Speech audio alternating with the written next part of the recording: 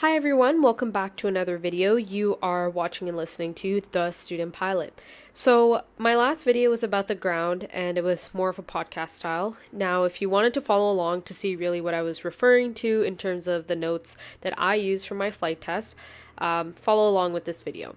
So first I have my Navlog here. My first two lines on my Navlog, as you can see, is taxi, run up, and climb. So I've put in for taxi and run up that it's going to take 10 minutes and I'm going to burn about 1 gallon of fuel on the ground. For my climb, I'm going to be using 100% of my power. I'm going to be climbing 650 feet per minute and ground speed 75, distance, time, etc. So how did I determine 650 feet per minute? Well, I went to the rate of climb graph that I have in the POH, and using my temperature, I was able to use that graph to determine that the ideal climb rate is 650. Then I plugged it in to find how much time that would take using my CX3, how much time would that take, how much distance am I covering, and ultimately how much fuel am I consuming. So for my aircraft, it's a pound per 1,000 feet. My lines that follow are London, which is my starting point, to my set heading point, which is St. Mary's, and then from St. Mary's direct to my destination. So it's Lake Simcoe for myself. So let's just start from left to right for each of the columns. So the percentage of power applied, well, its standard is usually 55% for our aircraft. It's detailed in our POH as well as our graphs for this percentage of power. The RPM, I determined this by using, once again, another graph from the POH. So with the RPM, it has to do with the density altitude for what RPM would be appropriate for the temperature, which once again all leads back to indicated altitude, my upper wind, correction, my GFAs, which show the pressure for like the lines of pressure and whatnot. So you plug all of that into your CX3, you get your pressure altitude, you put in your temperature, you get your density altitude, take that, and you usually plug that density altitude into the graphs to get your RPM.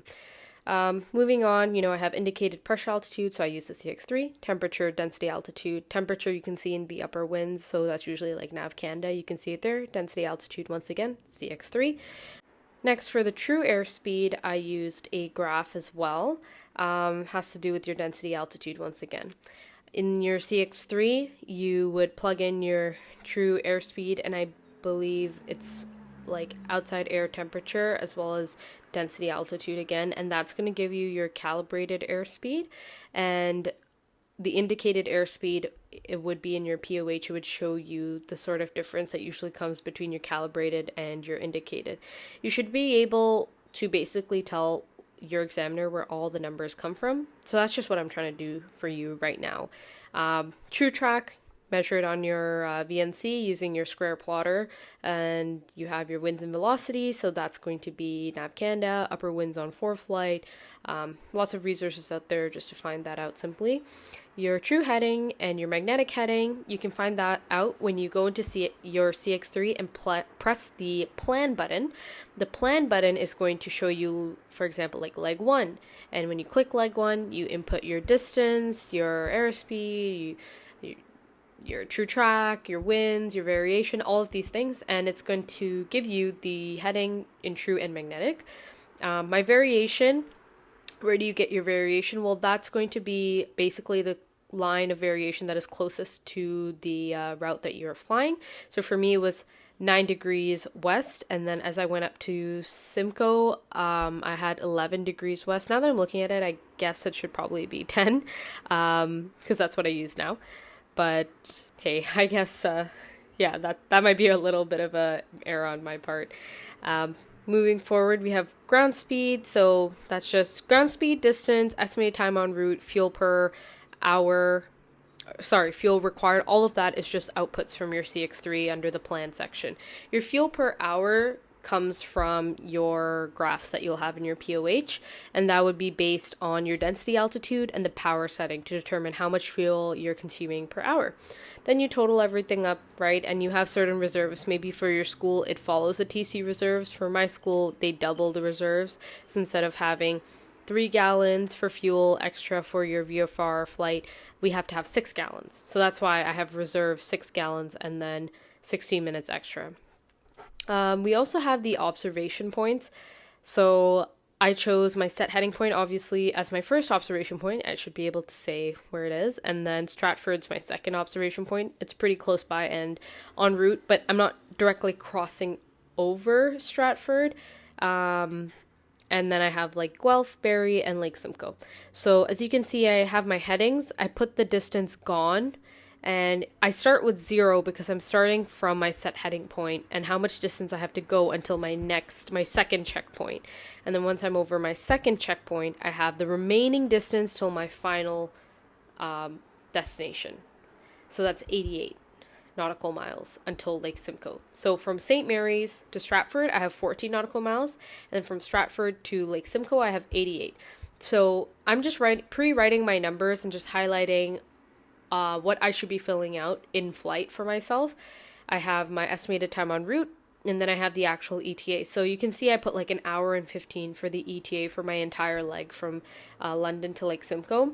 And I wrote that there because before I do like my pre-takeoff brief, right, I'm giving them an ETA to let them know how long it's going to be to get to Lake Simcoe. And I might need to update that. I will need to update that when I finally take off and I go do my set heading checks, I guess. So that's going to be the first part of this. So that's just about the Navlog. You should be able to say all the numbers that are really on your Navlog. On my next page here, what I did was basically almost create like, it's not a cheat sheet, but it is a cheat sheet. I would say like the flight test, ground, you can have references, right? Like we already talked about this. You can have references on your flight test. So what I did was I created references for myself to show my work on the graph. So like I mentioned, my true airspeed, my RPM, my cruise performance, fuel consumption rate, right? Like I showed all of that on the graphs. I also showed the upper winds, which direction they're coming from. So am I having a tailwind or a headwind? Do I like the way that the winds are acting today? How is that going to affect my performance? Will it take a couple minutes longer, right? I also showed my joining procedures instead of trying to draw it up on the spot. Then I also wrote down my circuit altitude, my overflying altitudes, my trip summary. So how much fuel am I consuming? How much fuel do I have on reserve versus required versus the total flight time? And then I had some little notes on the side so you can see like my VFR cruising altitudes, like what is that? And it's weird, like it's not because I don't know it, it's just because I don't know what my brain will do in the moment. Maybe I get a little too nervous and I forget some of the basic things, which sounds bad, but nerves can also get the best of you. So it's never a bad idea just to write it down. You don't need to write down every single thing, but write down what you think you might forget. Like for me, I sometimes forget the numbers. I remember the overarching concept or the umbrella of it, but I sometimes just forget those like specific numbers. So I wrote down here cruising altitudes. I wrote down my RPM and why I think this is good. So it's the average climb rate, which is ideal in cold weather. So that was my reasoning for 650 feet per minute. I put the wind velocities. There's a tailwind up to 18 knots on the second leg. I said the type of class airspace that I would be crossing, why I need to look out for that, and how I intend to request for flight following. So I just made these kind of notes. I would recommend that you do the same for whatever route that you are flying, and it will really help you supplement your Navlog and help you to mention all the things that you're really looking for. And don't forget your alternate aerodromes. I just wrote down the frequencies as a means to tell the examiner, like, yep, these are my alternates. These are the frequencies if I need it. That's it. Next, I have my weight and balance. So I already explained the weight and balance in the last video of what things you should consider. But I guess the bare bones of what I'm showing here, I just did all my calculations. You would get your weight you would get the weight of the examiner, like they'll give it to you. You'll get how much baggage that individual is bringing, and you are ultimately going to make the decision of what the weight restriction or fuel restriction is, and are we prioritizing baggage or are we prioritizing fuel? And you also should be drawing out how the weight kind of shifts throughout the flight, zero fuel weight to takeoff weight to landing weight. Like, how does everything really look? Is everything within that envelope for the center of gravity, as well as the permissible flight weight? Is it within that acceptable envelope? Essentially, I did do a Navlog for each of my legs. I also did a weight imbalance anytime I had to continue from a stop without refueling. So if you refuel, you can essentially use the same weight imbalance, right? It's valid because you're refueling. You're going to leave your departure aerodrome with full fuel, and if you're refueling, it's going to be the same weight imbalance. But let's say you land, you're at like 16 gallons, and that's totally fine for you to get to your final destination. You don't need to refuel, then you would be doing another weight imbalance. So in my case, I refueled at each of my stops, so I just did one weight imbalance. Moving on, we have the takeoff and landing distance. Once again, I used my graphs. I mentioned in the last video that I actually did my graph in front of the examiner because I didn't calculate for a 50-foot obstacle. So make sure that you do that. Don't be like me and do anything in front of the examiner other than answer questions, right? Because I messed up there and I did it in front of them. I got nervous and I did it wrong. So you know how that went. But still passed. It was still okay. It's just really scary.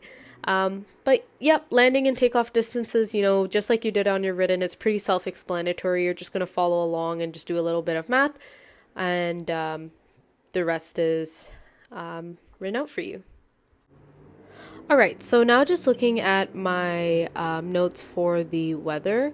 I have my weather briefing from 12 hours prior to my flight test. I looked at the GFA and highlighted my route on what systems I would be passing through on the GFA. So for me, at the time, my flight portion of the flight test and the ground portion were separate. So on the day I did my weather briefing, like the ground, it was a completely different day than when I flew. So as you can see, I drew my route on the GFA and it looked like it was going to pass through some broken layers. There were some isolated TCUs and light rain showers. So like just not good weather, but I knew that we were probably not going. We were definitely not going based on this weather briefing I was giving. And yeah, I did some upper winds analysis. I had my radar as per ForeFlight, and I kind of just wrote out what the winds were doing and if it was really favoring our trip. In this case, the winds were kind of favoring our trip, and I made note of that. And also I had all these METARs and TAFs for each aerodrome that we were going to be passing through, and I highlighted anything that might be of interest, if something was unserviceable or if the PIC was responsible for something. I highlighted all of that. So that's really about it for the weather briefing. I used a lot of ForeFlight, as you can see, for this, like the GFAs, the radar, the upper wind analysis, and the TAFs and METARs. Like all of that I actually took from ForeFlight and I put it onto a doc on GoodNotes and I wrote on it as I saw fit. But yeah, that's about it. I really hope that helps you guys put some sort of picture to what I was explaining in my last video. If you have any questions, feel free to leave them below. Any comments or any tips and advice you have for your fellow peers in aviation. I hope to see you guys in the next video. Have a great day, student pilots. Bye!